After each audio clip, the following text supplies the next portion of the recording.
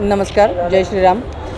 माझं शहर माझी जबाबदारी या अंतर्गत आपण जनता दरबार घेण्याचं ठरवलं होतं आणि त्याचाच पुढील भाग म्हणून आज जनता दरबार भरला आहे.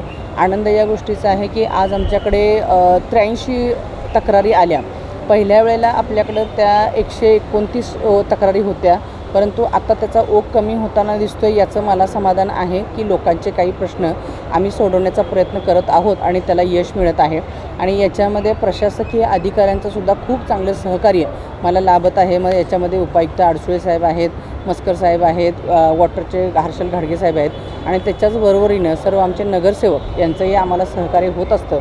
आता तुम्ही बघितलं असेल तर खूप चांगल्या पद्धतीचं सोल्युशन आणि लोकांमधून सुद्धा कौतुकाची थाप या सगळ्या अधिकाऱ्यांना आणि मलासुद्धा होत आहे. याचा मला सार्थ अभिमान आहे आणि अशाच पद्धतीचं पुढंसुद्धा कार्य आम्ही कार्यरत ठेवू अशी मी ग्वाही या ठिकाणी देऊ इच्छिते. त्याच पद्धतीने आपण पाणी एक दिवस आड पण करणार होतो, परंतु आज थोडासा सगळ्या लोकांचा सातत्यानं रेग्युलर पाणी व्हावं हा आग्रह आणि मग नगरसेवक, सर्व आयुक्त साहेब आणि सर्व पदाधिकारी यांच्या सगळ्यांच्या सहमतीने आपण पाणीसुद्धा रेग्युलर जनतेसाठी करत आहोत.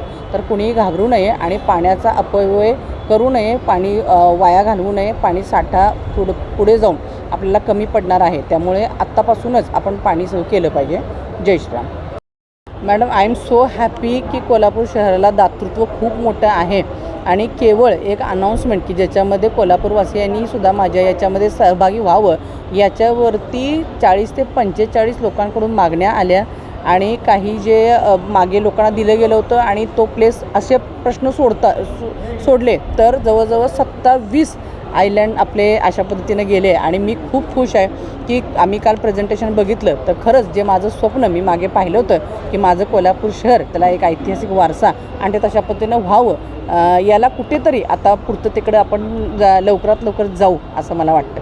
दिवंगत उपमुख्यमंत्री अजितदादा पवार यांच्या स्मारकासाठी जागा मंजूर झाली, आपण तिथं पाहणी केली, परंतु अद्याप केएसपीटीचा तो परिसर जर बघितला तिथं कोणत्याही प्रकारची स्वच्छता असेल किंवा काहीच हालचाली न झाल्याचं पाहायला मिळत आहे.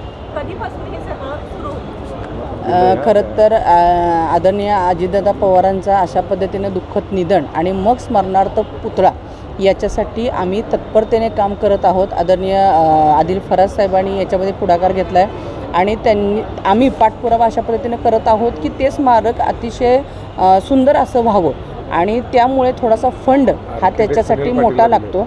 तर चांगले आर्किटेक्ट पण आपण आता ठरवतो आहे.